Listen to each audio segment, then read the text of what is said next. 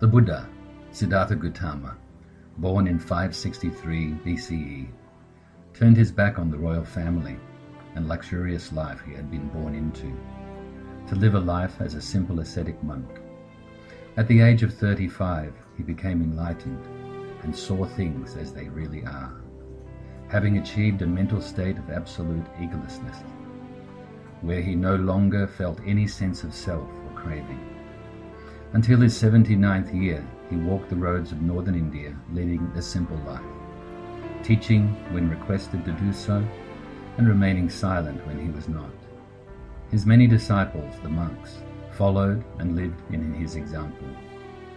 On the evening of his 80th birthday, on the full moon day in May, the Buddha peacefully passed into Nibbana, to be born no more. Since that time, Buddhism, with its message of inner peace and happiness, spread first across Asia and eventually the world.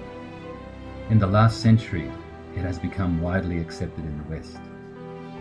As it spread, it took on some of the local color and culture, so that it was understandable and acceptable to many different cultures. Between the 2nd and 7th centuries of the Common Era, Buddhism spread and became of religious importance in Afghanistan. Along with indigenous religions, Buddhism had the most adherents and cultural impact on the lives of the people of Afghanistan. Buddhist temples and stupas were built in many areas in the country. One such area was the Bamiyan Valley, which in 2003 was recognized as a UNESCO World Heritage Site. The Bamiyan Valley is located along the historical Silk Road, which was used as a trading route linking the markets of Asia and the Western world. The two most standout Buddhist monuments were the giant standing Buddha statues measuring 53 and 35 meters in height. The smaller of the statues was built between 544 and 595 of the Common Era. The largest statue was built between 591 and 644 of the Common Era. They are believed to have been built during the peak of the Kushan Empire, with the guidance of the local Buddhist monks. Chinese Buddhist pilgrim Zhang Zhang visited the site in 630 of the Common Era and described the Bamiyan Valley as a flourishing Buddhist center.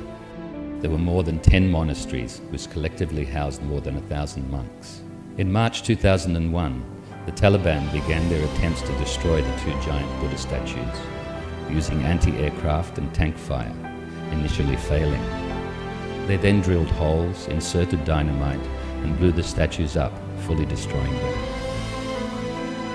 The destruction of the Bamiyan Valley Buddhas has been totally condemned by international communities of all creeds, not only Buddhists. Michael Falser, a heritage expert at the Center for Transcultural Studies in Germany, described the destruction by the Taliban as being against the global concept of cultural heritage.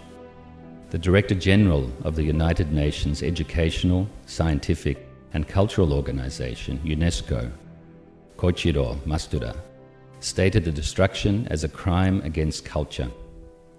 It is sad to witness the cold and calculated destruction of cultural properties, which are the heritage of the Afghan people, and indeed of the whole of humanity.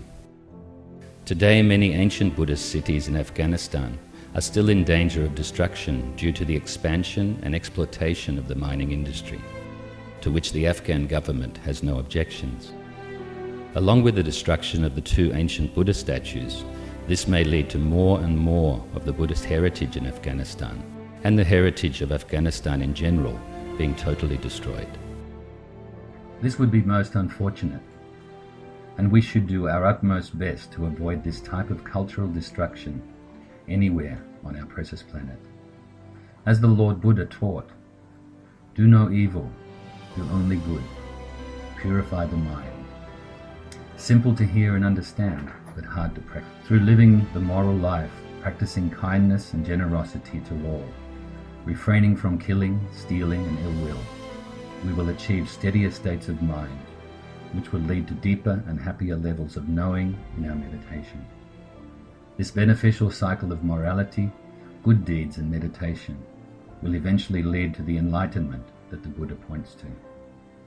And so because of the Buddha's birth, enlightenment and passing away on the full moon day in May, this day has become the most important day for all Buddhists worldwide to celebrate his life and his teaching.